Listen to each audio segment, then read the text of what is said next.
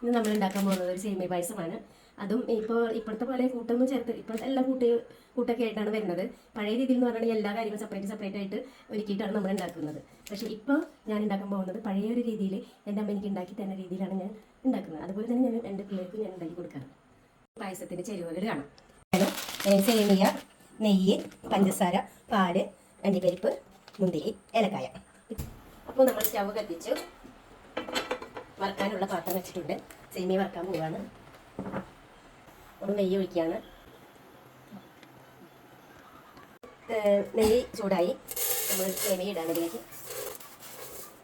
സേമിയ ഇട്ട് നമ്മൾ നന്നായി വറുത്തെടുക്കണം. ബ്രൗൺ കളറാവുന്ന വരെ വറുത്തുകൊണ്ടിരിക്കണം നമ്മൾ. ഇപ്പോൾ നമ്മുടെ സേമിയ ബ്രൗൺ കളറായിക്കൊണ്ടിരിക്കുന്നു. അപ്പോൾ നമ്മൾ പാലൊഴിക്കാൻ പോവുകയാണ്. അപ്പോൾ നമ്മൾ പാലൊഴിച്ചു. ഇനി നന്നായി ഇളക്കിക്കൊണ്ടിരിക്കണം നമ്മൾ.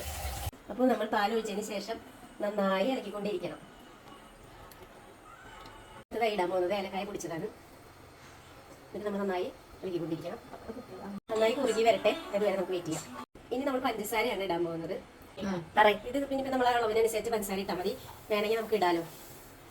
നന്നായി കുറുകി വന്നിട്ടുണ്ട്. നമ്മൾ സ്റ്റവ് ഓഫ് ചെയ്യാൻ പോവുകയാണ്. നമ്മൾ ഇനി അണ്ടിപ്പരിപ്പ് മുന്തിരി പുറത്തെടുക്കുകയാണ്.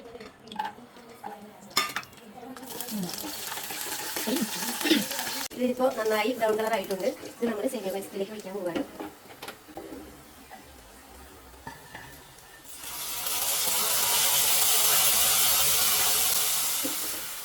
അപ്പോൾ പായസം റെഡിയായി. എല്ലാവരും ഇത് ചെയ്ത് നോക്കണം.